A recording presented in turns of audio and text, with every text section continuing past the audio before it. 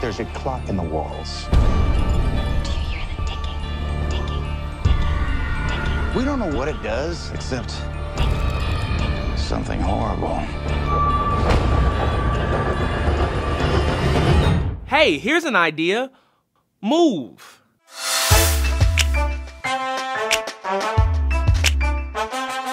How was your trip? This old hag is my neighbor.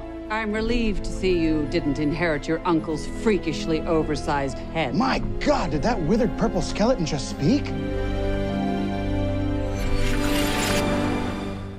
Taking the #1 spot this week is Jack Black's The House with a Clock in Its Walls, bringing in a better-than-expected $26.8 million in its debut weekend. This is the first kids movie to hit the silver screen since Walt Disney's Christopher Robin from nearly 2 months ago. For Jack Black, this is a better debut than Goosebumps had in 2015, but still pretty far behind the likes of Kung Fu Panda and Jumanji. Now, hair is everything. Touch it, move it, play with it, move it around a lot, hypnotize them with it. Give me a flip like that. This is, however, the best debut of director Eli Roth's career. You may remember him from his long list of kid-friendly hits like Hostel, Hostel Part 2, and Cabin Fever.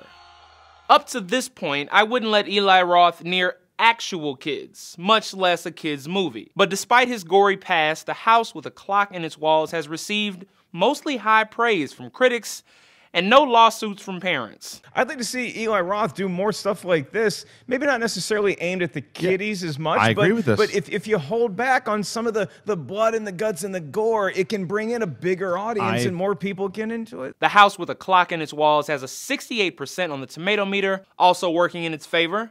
It only cost around $40 million to produce. And I'm going to assume they spent about $45 of that on these graphics. On to #2.